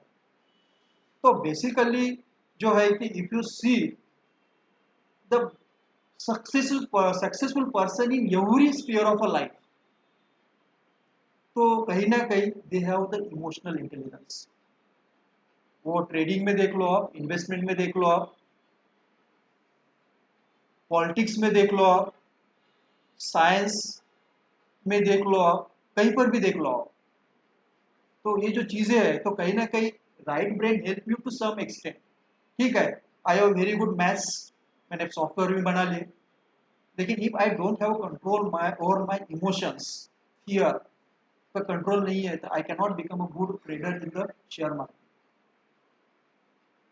मैं कभी नहीं बन सकता। लेकिन यदि मेरे पास वो कंट्रोल है, कंट्रोल यानी ग्रीड पे कंट्रोल है मेरा, इमोशंस पे कंट्रोल है, डर डर पे कंट्रोल है, एंजाइटी पे कंट्रोल है, तो I can earn the money in the share market. लेकिन प्रॉब्लम क्या होता है, जब आप फेसबुक इधर उधर देखते हो इतना पैसा कमाते, लेकिन वो नहीं बताते कि what are the characteristic you need to grow as a investor. तो आप जो बड़े इन्वेस्टर्स होते हैं, तो they have very good qualities, emotional intelligence. तो आपको हर जगह वो दिखेंगे, यानी कैसे कि एक लेवल के बाद you need the E I, you need the left brain qualities, वो चाहिए ही चाहिए, क्योंकि you have to take the decision in rational way. लेकिन एक लेवल के बाद if you want to grow there, तो you should have self awareness, purpose चाहिए। Warren Buffett had the purpose, यानी कैसे कि उसका पर्पज था कि भैया मुझे पैसे क्या करना है, एक तो बार मैं जाने वाला हूँ, तो ये डिसाइडेड। तो उसने सिर्फ 1% मनी इज गिवन, बाकी का जितना भी पैसा है that is given to the that Gates and Melinda foundation, है ना, Bill Gates and Melinda foundation, उनको उसने डोनेट किया है। तो that means that person is having the clear idea कि मुझे लाइफ में क्या करना है, लाइफ में क्या करना है, और वो सक्सेस कैसे अचीव किया उसने, through only the emotional intelligence. तो he was very truthful to his customers.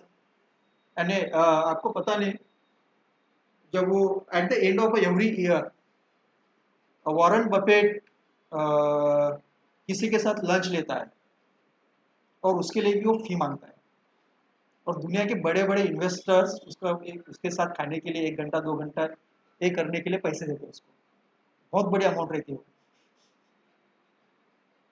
क्योंकि लोग खाने के लिए नहीं करते, they want to share the time with Warren Buffett.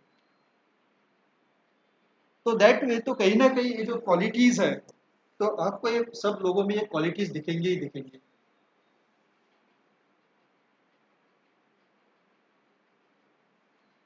that person is having the wisdom, that person is having the purpose in life. जो बहुत टॉप लेवल पे आप लोग देखोगे तो कहीं ना कहीं आपका कैरेक्टर बिल्डअप नहीं होगा, लोग आप पर भरोसा नहीं करेंगे. Gandhi ji became a great leader. It is because of his character, not because of his left brain qualities. He was very poor in law. He was not a successful lawyer. He was not a very successful lawyer. School में भी देखो, he was not a very good teacher, student. अभी मुझे autobiography देखेंगे, लेकिन he had talk about the truth of his life in his autobiography. ने जो लोग नहीं बोलना चाहते वो चीजें उन्होंने वो किताब में लिखी है. लोगों को डर लगता है कि भैया मैं लिखूंगा तो लोग मेरे बारे में क्या सोचेंगे, वो चीजें उन्होंने वहां पे लिखी है. यानी वो जो इंसिडेंस है कि शायद उनके पिताजी की तबीयत ठीक नहीं थी, तो वो अपने पिताजी को मिले, बाद में वो अपने रूम में चले गए. Then he had the desire of having sex with his wife. He had freely written in the autobiography. इसके बाद उनको गिल्ट आया कि मैं कैसे सिचुएशन में था, लेकिन he was not able to control his desire of a sex. तो ही हैड रिटन, तो उसके लिए बहुत हिम्मत चाहिए, इसके लिए बहुत हिम्मत चाहिए. यानी कैसे कि मैंने वो पढ़ा थे, वो मैडलिन स्लेट की किताब पढ़ी, मीराबेन करके. तो Gandhi ji was writing that. तो वो राइटिंग करने के बाद he was giving that script to the Mirabehn, that is Madeleine Slade. वो लेडी थी कि she became the disciple of Gandhi ji. तो मीराबेन वो पढ़ा, उसको कैसा तो भी लगा. गांधी जी बोले आप ये कैसा लिखोगे, बोले ऑटोबायोग्राफी में अच्छा नहीं, बोले आप इसको ही कर दो. बोले गांधी जी ने बोला नहीं, बोले I have to share this my experience. यदि मैं बाहेर गावी जाऊन शिकवतो. बाहेर गावी जाऊन शिकवतो. So that was the conversation between Madeline Slade and Gandhi ji. She was not ready for that. बोले कि आप ये मत लिखो. लेकिन गांधी जी ने बोला तो बहुत ट्रूथ नहीं, बोले मुझे लिखना ही है. I want to show the negative aspects of my personality. ये लोग मुझे राष्ट्रपिता बोलते हैं, बोले फादर ऑफ अ नेशन बोलते हैं, महात्मा बोलते हैं, लेकिन महात्मा की भी एक काली बाजू हो सकती है, बोले ये ओपनली शो. ये तो इसके लिए बहुत डेयरिंग चाहिए, इसके लिए बहुत, इसीलिए Gandhi ji become he was a self actualized person. यानी अपने में वो डेयरिंग नहीं है, अपने में वो डेयरिंग आ ही नहीं सकता. तो दैट वे तो आपको कैसे कि when you right the answer, तो आप कैसे कि you can give the examples, अलग अलग आप एग्जांपल दे सकते हो ऐसे कि ट्रूथ के बारे में, जस्टिस के बारे में, कि he was very much having the confidence over its ideology. फिर वो बताते नहीं थे, he was following that ideology. तो ये जो आपको ऐसे, तो कहीं ना कहीं Gandhi ji got the meaning in his life, Abraham Lincoln got the meaning in his life, Nelson Mandela is having the meaning in his life. और वो लाइफ के लिए तो क्या हुआ, once they got the life meaning in life, they have used their full potential, they have used their full potential. And a Gandhi ji was working. तो आपको पता है गांधी जी 5 मिनट भी वेस्ट नहीं करते थे. he was very sincere about his time. he was very sincere about his time. कि वो जो अपने टाइम के बारे में he was very, यानी 5 मिनट किसी को दिया तो 5 मिनट ही बात करते थे, हो गया चलो निकलो. That way he was having the, तो दैट, क्योंकि उनको पता था कि मेरे पास इतना ही टाइम है, मुझे इतने काम करने हैं, because he know about the meaning of life, कि मुझे ये अचीव करना है ये टाइम पे, आई हैव दिस टाइम. तो ही यूज हिज फुल पोटेंशियल. तो वो जो टाइम है, रिसोर्सेस है, वो उस तरह से वो यूज करते थे. तो कहीं ना कहीं ये सब कुछ चीज़ें आपको वहाँ पे सेल्फ अवेयर. तो आपको ऐसे कुछ एग्जाम पॉइंट ऑफ व्यू आप 4-5 लोग ढूंढ लो और उनको थोड़ा पढ़, मैंने कैसे कि उनके कुछ लाइफ के इवेंट्स भी पढ़ सकते हो आप. नेल्सन मंडेला हो सकते हैं, अब्राहम लिंकन. आप देखो ना, मैं नॉर्मली इसलिए मैंने बोला कि आप पहले क्वेश्चंस पढ़ो. आपको कैसे कि यूपीएससी ने जितने जो एक क्वेश्चन है ना, कि जो तीन तीन क्वेश्चन पूछते हैं वहां पे दलाई लामा, थोड़ा दलाई लामा के बारे में पढ़ लो, तो उनकी बायोग्राफी क्या क्या उन्होंने, दलाई लामा, अब्राहम लिंकन, तो जितने जितने लोग हैं, गांधी जी तो हर साल उन्होंने लिया ही है, तो ऐसे आप कुछ कुछ लोगों के बारे में पढ़ो थोड़ा थोड़ा। तो कैसे कि आपको आंसर लिखने में, यानी जस्ट कुछ भी आप स्टैंड ले रहे हो तो यू कैन कोट दी गांधी जी, दलाई लामा, या कुछ जो भी है नेल्सन मंडेला, तो अपने, क्योंकि हर जगह आपको इलिस्ट्रेशन से ही आंसर लिखने हैं, इलिस्ट्रेशन से ही आंसर, तो कहीं ना कहीं आप एक्सप्लेन कर रहे हो, if you are explaining wisdom, if you are explaining justice, तो give the examples, illustrate with the Nelson Mandela, जो ओवरऑल सबको पता है, जो एग्जामिनर को भी पता रहेगी वो चीजें।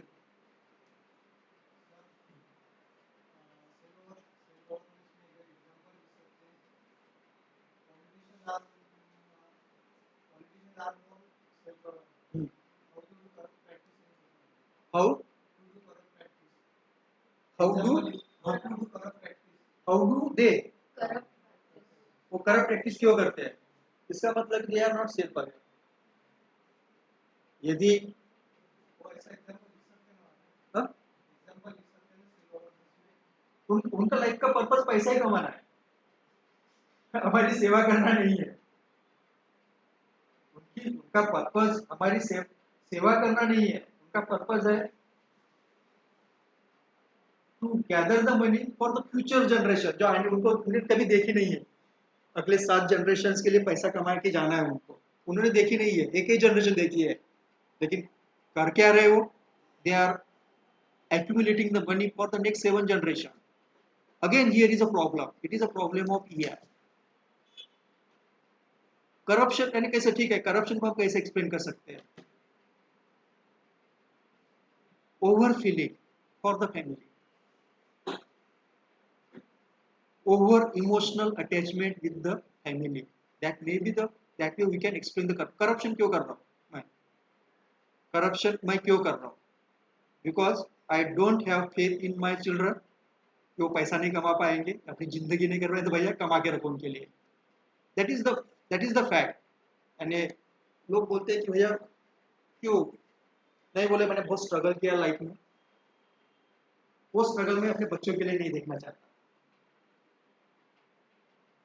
ऐसा लोग बोलते हैं, यार अर्निंग द मनी इलीगल वे, लेकिन आप गलती तो कर रहे हो ना, आप अपने बच्चों के लिए जो वो उसने अपने लाइफ में जो एक्सपीरियंस लेना चाहिए, basically what is life, life is nothing but the that experience, experience आपको वो पैसे की कीमत समझ में आना चाहिए, 100 रुपए की क्या वैल्यू होती है, 100 रुपए की क्या वैल्यू, तो उसके लिए मुझे वो, यदि मैंने 10 साल पहले मुझे वो समझ में आती है कि मैं 100 रुपए कमाने के लिए मैं यहाँ से वहां जाता था, ये काम करता था, रात भर काम करता था, तो you understand the value of money. आप अपने बच्चों को यू आर डिराइविंग और you are not giving that opportunity to your children, you are not giving that opportunity, तो उसको एक्सपीरियंस नहीं आएगा लाइफ का, तो आपको लाइफ में सब कुछ एक्सपीरियंस आनी चाहिए, यू शुड, आपको जो लाइफ के जो ये है, तो हमने वो देनी चाहिए अपने बच्चों को, तो भैया ठीक है, माय पर्पस में मुझे पढ़ा है, अभी अपने पैर पे तू कुछ करके दिखा, एफर्ट्स ले, तो क्या हो रहा है, I am allowing my children to use their full potential, जैसे for example your parents are allowing you to use your full potential, भैया मैंने तुझे अपॉर्चुनिटी दी है, तो अपना फुल पोटेंशियल इस्तेमाल कर और कुछ तो भी अचीव कर, लेकिन पिताजी क्या बोल रहे हैं, कर ले, नहीं हुआ तो कुछ प्रॉब्लम नहीं है, ये कर ले, पैसा है अपने पास, तो क्या होगा, आपके एफर्ट्स कम हो जाएंगे, आपके एफर्ट्स कम हो जाएंगे। अब तो ऑब्वियसली कैसे है कि if you have a fear of a future, आप मेहनत करोगे, तो आना, सक्सेस आना नहीं आना, that is the different things, लेकिन आप एफर्ट्स तो कर रहे हो, और नॉर्मल ऐसा होता है कि इफ यू मेक एफर्ट्स, ठीक है आईएएस नहीं बने, लेकिन it will help you in other aspects of other parts of your life, कहीं ना कहीं उसका जरूर आपको योग्य कुछ ना कुछ आपको मिल ही जाएगा।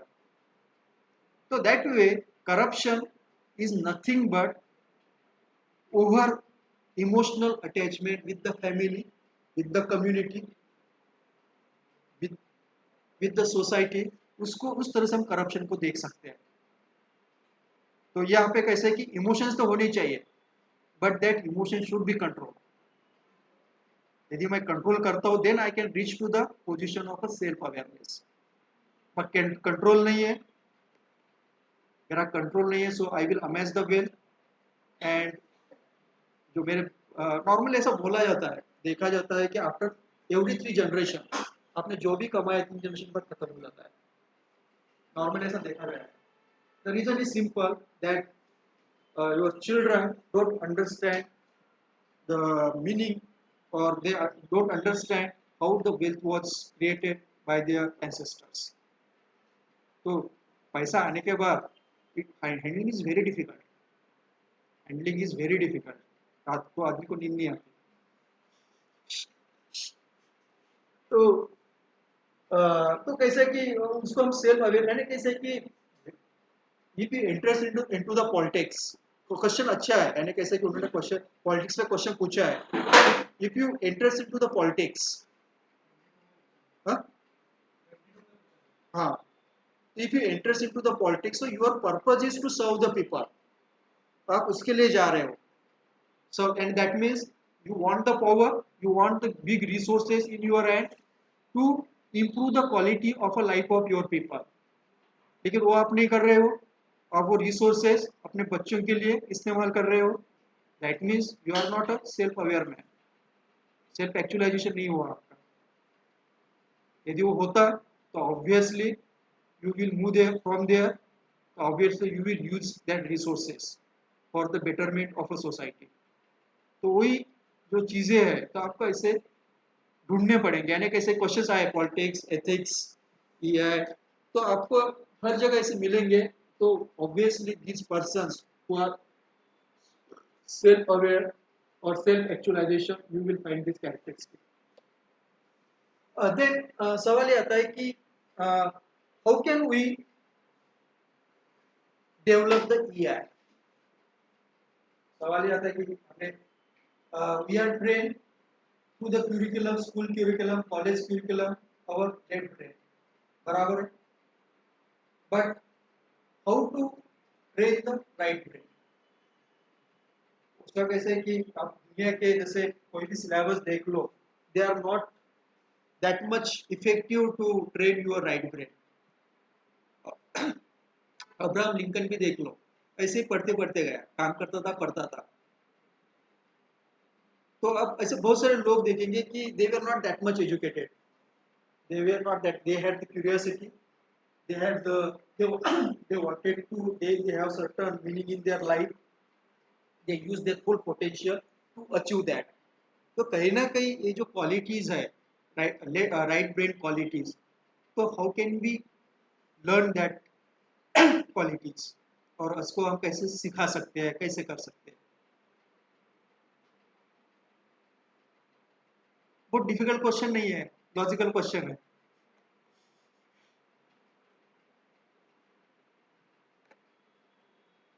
तो कहीं ना कहीं हियर वी कैन फाइंड, देखो there are not a proper trades for, proper trades are defined for the emotional intelligence.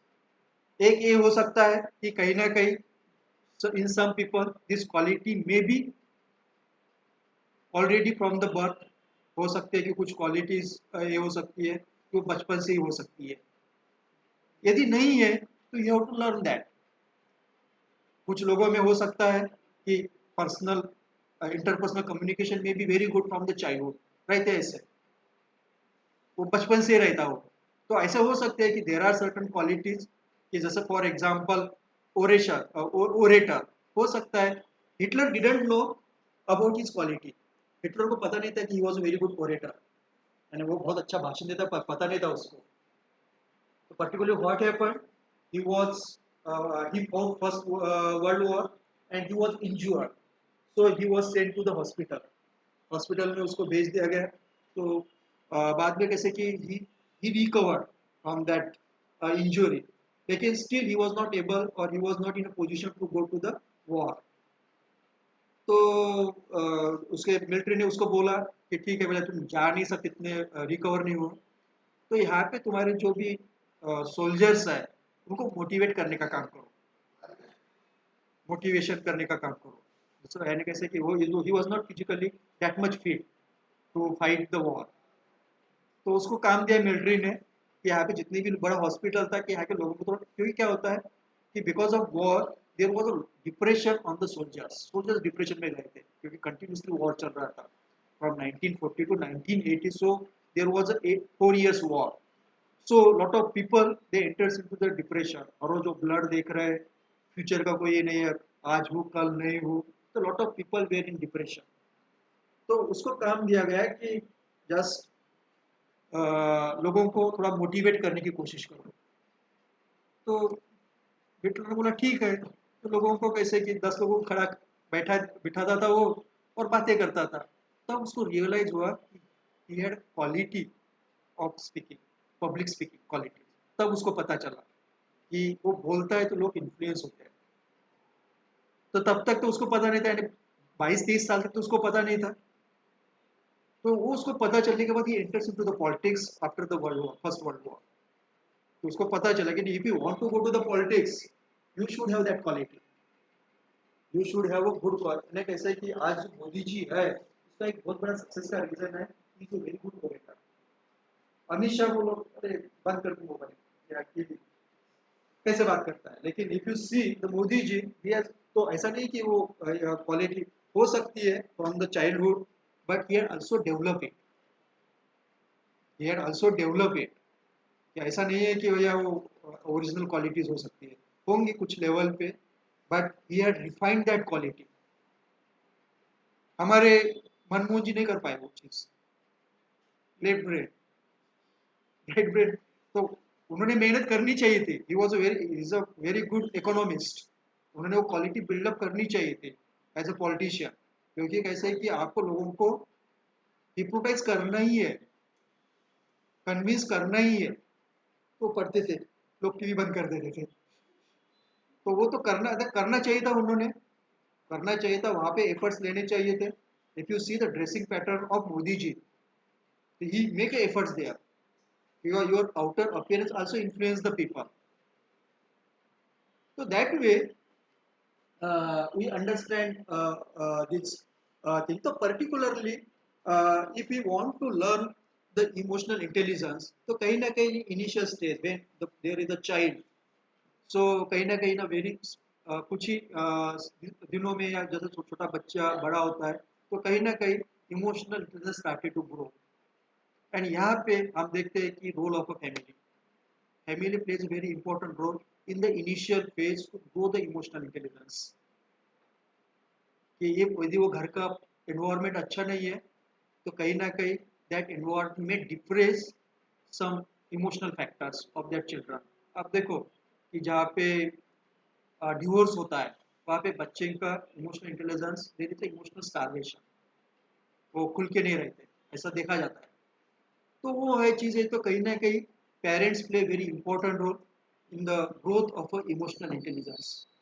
Then that person enters into the school, तो वहाँ पे organization, school, colleges, they should have a curriculum in that way, कि वहाँ पे emotional intelligence के बारे में या जो ट्रेड्स है इमोशनल इंटेलिजेंस के, स्ट्रेस है क्या, ट्रेड स्ट्रेस है, कंपोनेंट्स है, सेल्फ कंट्रोल पढ़ाना चाहिए, वो नहीं पढ़ाते स्कूल में, वो नहीं पढ़ाते चीज़ें, सेल्फ कंट्रोल, कि भैया कैसे कि कोई बच्चा है उसमें एक मन में डर है, तो school is not trying to come out from that fear of children, या उसमें कोई एंगर है, तो वहाँ पे कुछ स्कूल का कोई काम नहीं हो रहा है, यानी हमारे क्यूरिकुलम इस तरह से बने ही नहीं है। अब हमारे भी प्रॉब्लम्स है, एक स्कूल में इतने लड़के रहेंगे, एक टीचर कितना ध्यान देगा, बाद में सिलेबस भी इतना रहता है, तो ऑब्वियसली क्या होता है कि हमारे जो इमोशनल इंटेलिजेंस ग्रो करने के, यानी सेल्फ अवेयरनेस, ठीक है सेल्फ अवेयरनेस थोड़ा टाइम लगेगा, but we can teach the social awareness, we can teach the social awareness to the student, कि भैया लड़के को हम पेरेंट्स के साथ कैसे बर्ताव करना है, फैमिली के साथ कैसे बर्ताव करना है, सोसाइटी में कैसे बर्ताव करना है, ये चीज़ें बता सकते हैं। We can teach them the self control, वो चीज़ें हमको उनको सिखा सकते हैं। और बाद में जो है कि अवेयरनेस जो है कि इंटरपर्सनल स्किल, तो वो कैसे है कि उसके लिए आपको एक्टिविटीज़ लेनी पड़ेंगी। जैसे कि ये किताब किताब वाली चीज़ें नहीं है ना, these are not things to be learn from the book, you need the practicals. मैं आपको कितना भी पब्लिक स्पीकिंग के बारे में पढ़ाऊंगा, लेकिन जब तक आप यहाँ पे आके बात नहीं करोगे, you won't grow the that aspects of public speaking. आपको तो प्रैक्टिस करनी ही पड़ेंगे, थियरी अलग है, but if you want to grow the public speaking, तो you have to make efforts. तो वहाँ पे कैसे कि उस तरह का क्यूरिकुलम होना चाहिए, उस तरह का क्यूरिकुलम होना चाहिए। If you want to grow your social skill, आपको स्कूल के बाहर निकलना पड़ेगा। You have to interact with the other peoples having the different religion, you have to interact with the people belonging to the weaker section। आपको वो झोपड़पट्टी में जाके देखना पड़ेगा कि वहाँ के बच्चे कैसे रहते हैं। तो that person will aware, that boy will aware with the situation of the people in the slum area।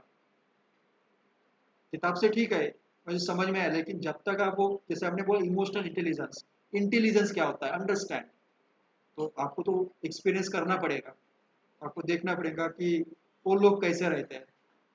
तो आपको वहाँ पे स्कूल को एफर्ट्स लेने पड़ेंगे कि we have to make the curriculum in such a way कि वहाँ पे जो चिल्ड्रंस है they will interact with the social, जो सोसाइटी के बाहर के लोग हैं, तो वहाँ पे अलग अलग तरह के लोग रहेंगे। There will be the people of a different religion, there will be the people of a different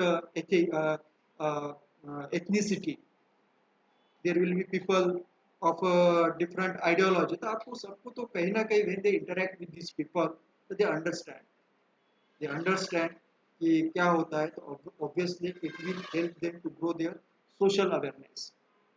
उसी तरह से उनको कुछ प्रैक्टिकल एग्जाम्पल से we have to train they in the social control, कि जो उनको जो उनके पे जो फियर्स है, एस्पिरेशंस है, इमोशंस है, कैसे कंट्रोल करना, कैसे उसको इस्तेमाल करना for the future growth.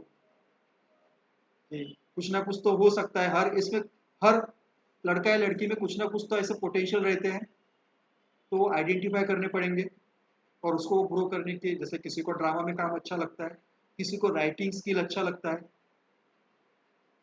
But हमारी वो कैसे कि जो स्किल है they are not encourage in our curriculum.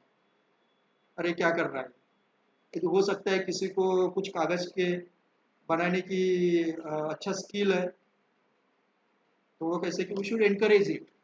जो वो एनकरेज करेंगे तो उसका राइट ब्रेन डेवलप होना चालू हो जाएगा। तो ये जो चीज़ें हैं, तो कहीं ना कहीं we have to develop the our curriculum, encourage our right brain function.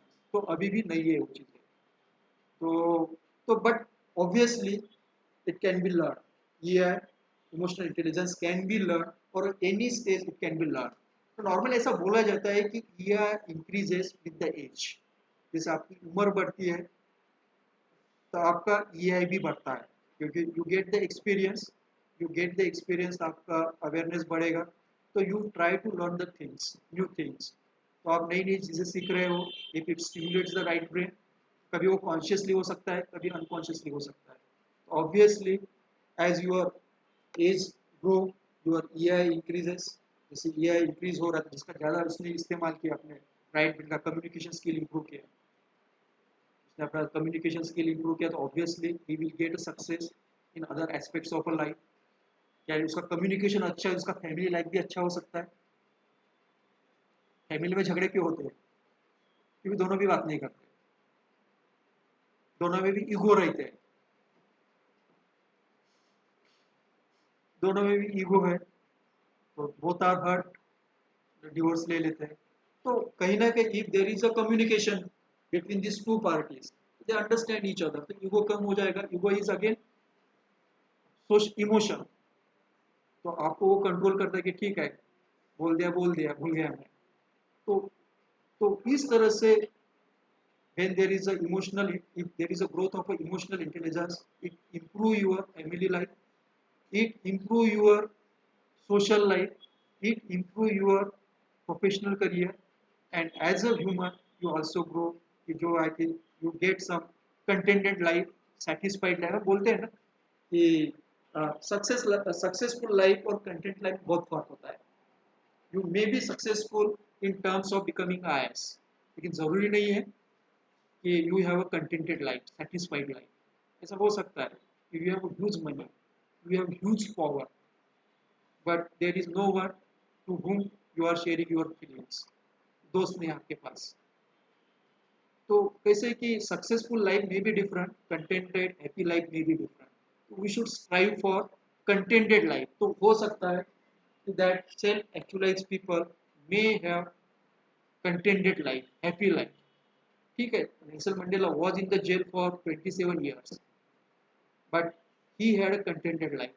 उसको लगा कि जो मेरा पर्पस था लाइफ का I had achieved, और उसके लिए he had used his full potential.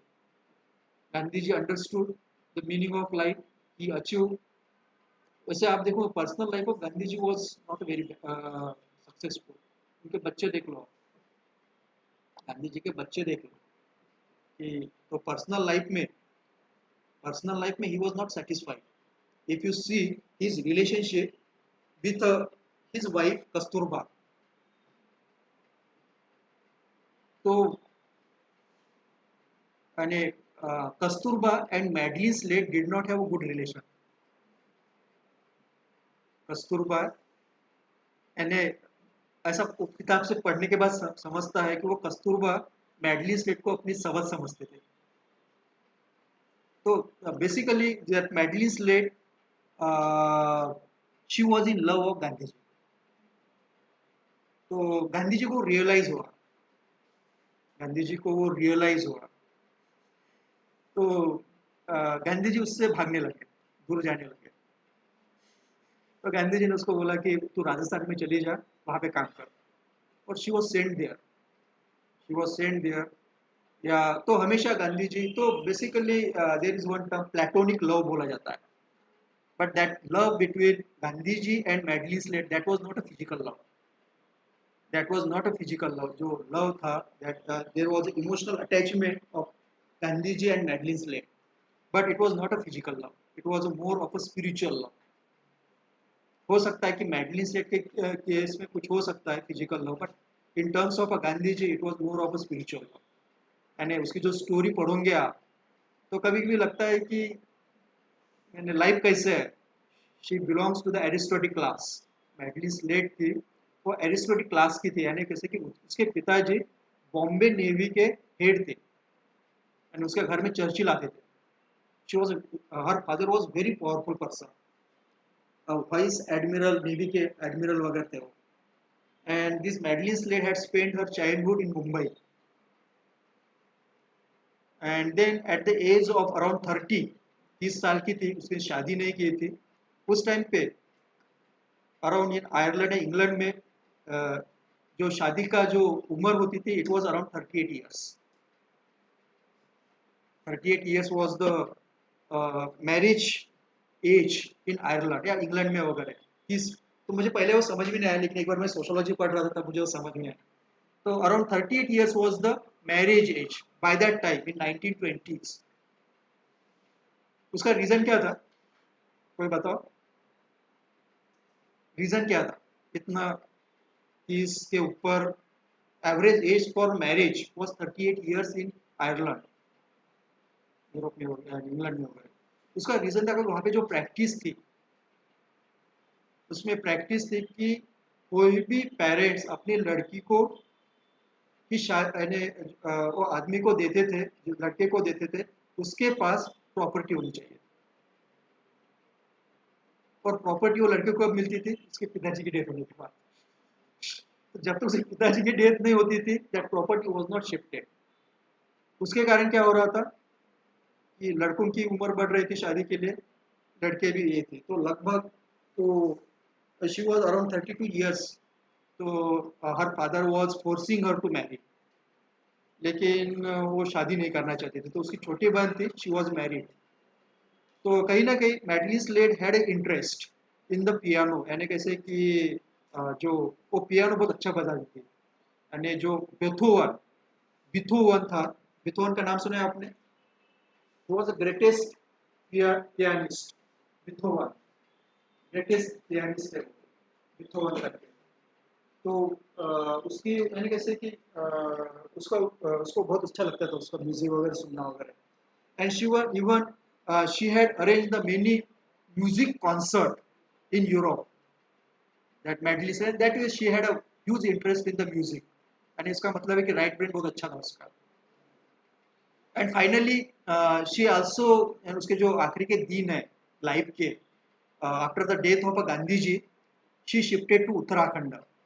She was a disciple, Madeline Slade was a disciple of Gandhi ji. तो गांधी जी के डेथ होने के बाद she had shifted to Uttarakhand, और वहां से उसके बाद वहां से वो शिफ्ट हो गई स्विट्जरलैंड में, स्विट्जरलैंड या कोई ऑस्ट्रिया, क्योंकि बिथोवन ऑस्ट्रिया का था शायद, ऐसा एग्जैक्टली याद नहीं है।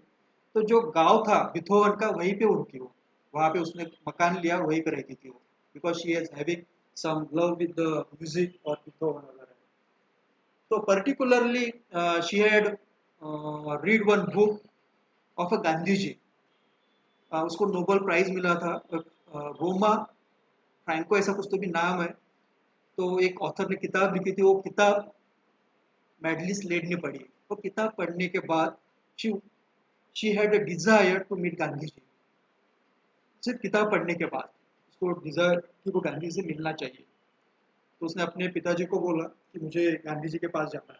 तो initially their parents were not ready for that, but उसने वो जिद ही पकड़ ली कि मैं जाऊंगी करके। Finally her father had given up, और वो फ्रांस से निकली, यानी इंडिया में आई। तो उसके पहले उसने 2 लेटर लिखे थे गांधी जी को कि मैं आपसे आपकी शिष्या बनना चाहता हूँ, कि आपके साथ काम करना चाहती हूँ। तो गांधी जी को लगा कि वो फॉरेन की लड़की है, कुछ तो भी उसे पढ़ के आई होंगी, तो उसने Gandhi ji had not given any response.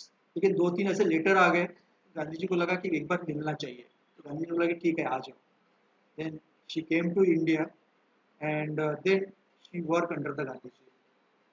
तो कहीं ना कहीं तो उस तरह से तो पता नहीं, यानी कैसे कि एक लड़के गुलाम जिसका जो लाइफ था, यानी जब वो साबरमती में आई तो पहली बार उसने बिना गादी पे सोई हो। उसके पहले उसके आजू बाजू पूरे नौकर चाकर रहते थे, कोई वो काम नहीं करती थी। That was the aristocratic life, very luxurious life. और उसके बाद गांधी जी के पास आई तो life was very hard. Sabarmati आश्रम में वो गई हो, तो लाइफ वाज वेरी हार्ड। यानी तो जो भी वो काम गांधी जी मतलब जो करती थी, यानी वो संडास साफ से लेके कपड़े धोना, सब कुछ काम वो करती थी।